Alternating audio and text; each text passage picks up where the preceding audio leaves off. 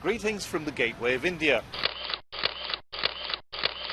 Monuments like this are a draw for visitors from around the world. But first of all, they have to get a visa, and that's not always easy. I had to restart do it all over and over again, maybe 3 times, because the website wasn't that good. It does require a lot of perseverance in order to actually get here. Went through all the paperwork, and even then when I got there was new paperwork I had to fill out, forms that I couldn't find and had to pay for on the scene, and then you had to have a booked flight, a booked hotel.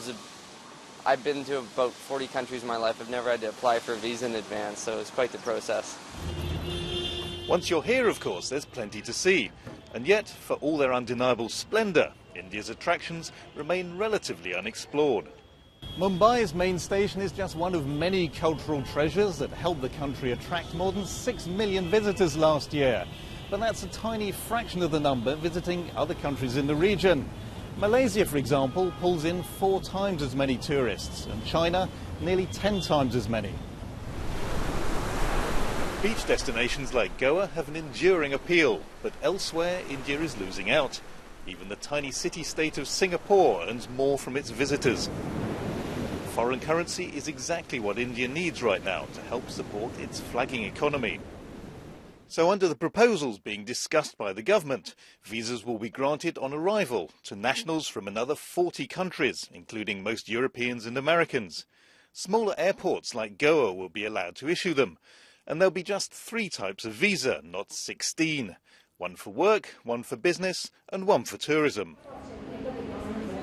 Here at Mercury Travels, they believe this could pave the way to a major expansion in visitor numbers. You need to look at the travel day. And that would mean not just more foreign currency, its benefits would ripple throughout the economy.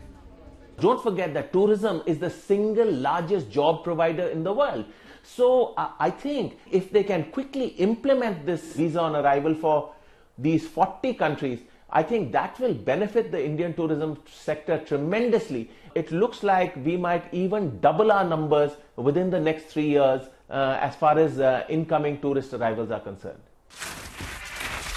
It may not be an entirely smooth ride.